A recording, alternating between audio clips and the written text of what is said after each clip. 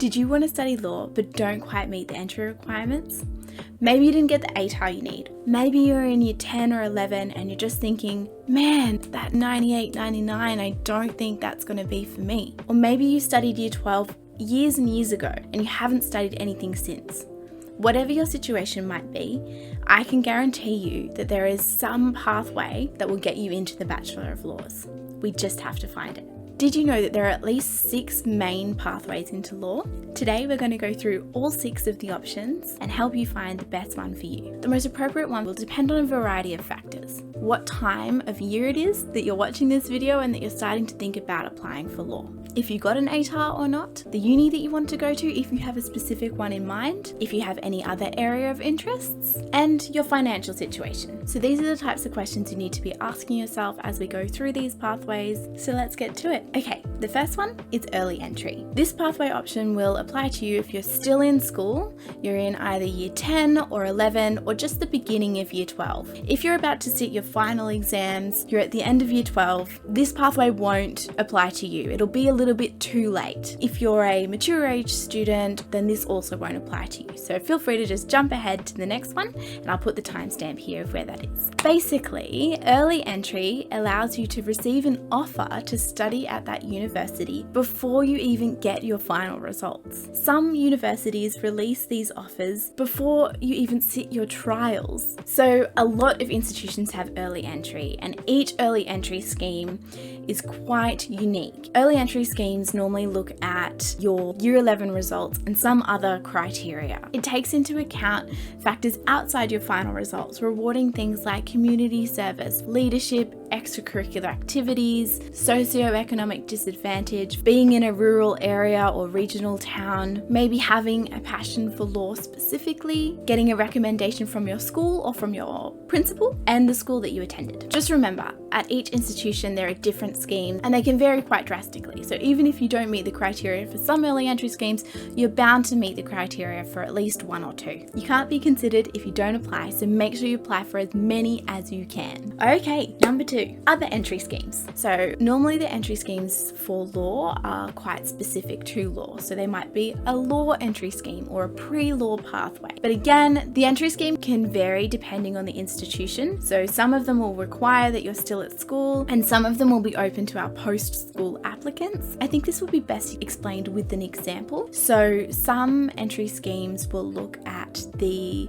specific bands that you've gotten in particular subjects. And so they match up your results with those subjects with a similar degree and they'll give you an offer based off that rather than your ATAR or selection rank as a whole. Others require that you meet a minimum ATAR, maybe an ATAR of 90, and then they also look at other factors. So maybe you have socioeconomic disadvantage, or maybe you have demonstrated a passion for law already through doing mock trial or something like this. So as you can see, there are lots of different types of entry schemes that can get you into the Bachelor of Laws, and it really just takes a little bit of research to see which ones will best suit you. It can be tricky though, there's a lot of different websites to navigate, so if you need, just comment below and we will do our best to help you get on the right path and into the Bachelor of Laws. Number 3, the internal transfer. This is exactly how I got into law. You can see more about my story in this other video. Basically, this allows you to start studying another degree with a lower entry requirement. And then, assuming you meet the internal transfer criteria, you apply for an internal transfer and they move you across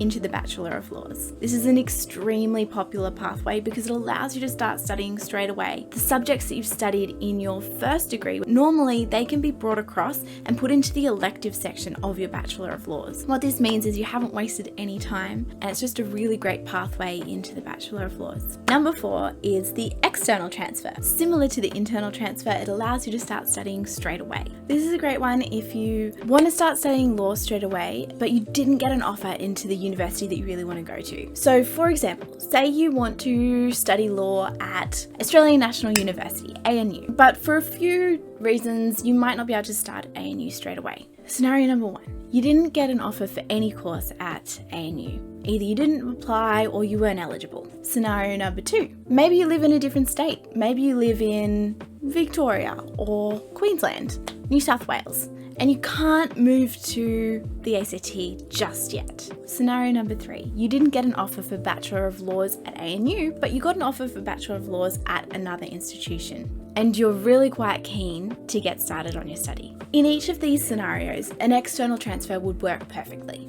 Basically, you could start studying the Bachelor of Laws or any degree at another university. Then, when you've met the external transfer criteria, you move across to your dream university. You'll apply for something called Recognition of Prior Learning, or RPL, and get credit for all of the subjects you've already completed at your first university. Now, a few things to consider here. 1. The external transfer entry requirements will vary from institution to institution, so it's worth checking. 2. Recognition of prior learning can never be guaranteed. Some institutions have a recognition of prior learning website that you can get an idea of what sort of credit you might get. These sorts of processes can be tricky and overwhelming, so if you're feeling like you need a helping hand, please don't hesitate to reach out. So the 5th option is the diploma option. You can either study a diploma at TAFE or even sometimes at a university. So if you don't meet the entry criteria for any degrees at a university, whether that's a Bachelor of Arts, Commerce, Science, Law,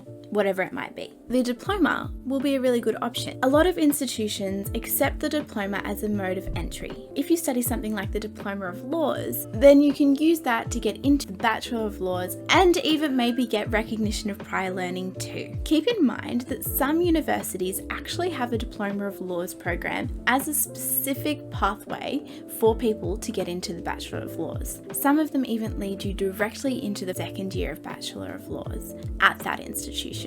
So that can be a really good option too. You just always want to check the cost of the course and whether you need to pay up front. The last option is the Juris Doctor. This is a postgraduate program. Basically, it requires you to finish an undergraduate degree, such as the Bachelor of Arts, Bachelor of Commerce, Bachelor of Science, first. For example, if you were interested in business, you could start with the Bachelor of Commerce, finish the degree, get the required marks, and then apply for the Juris Doctor. This option is really for people who maybe haven't fully decided on law just yet, or maybe they've actually already started their degree and it's too late to do an internal or external transfer. It's also ideal for people who really want to study law at a particular institution that only offers the Juris Doctor, so they might not actually offer the Bachelor of Laws. So you've got the 6 options, and now you're thinking, oh my gosh, which one is for me? All of these options are excellent pathways, but the one that's going to be the best one is really going to depend on your unique circumstance. So like I said at the beginning of the video, there are a few questions that you need to be asking yourself and asking the universities. So I've devised a little list so that you know exactly what to ask. So the first one is 1. What does my study history look like? Did I finish high school? Do I have good high school grades? Have I done any other tertiary study? What sort of pathway options am I eligible for? So have I finished school yet? Am I going to be eligible for those early entry or entry schemes? That's what this question is going to help you with. Number 2, what's more important to me? Do I want to study law straight away, or is it more important to me what university I go to? So these sorts of questions will help you whether you want to do an internal transfer or an external transfer. The next one, is this pathway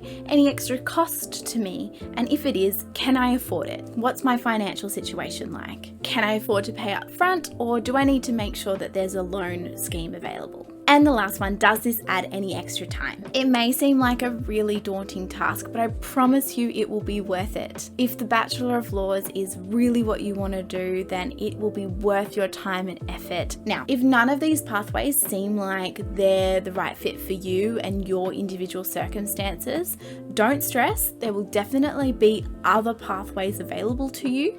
It's just that these were the most popular ones. Don't lose hope.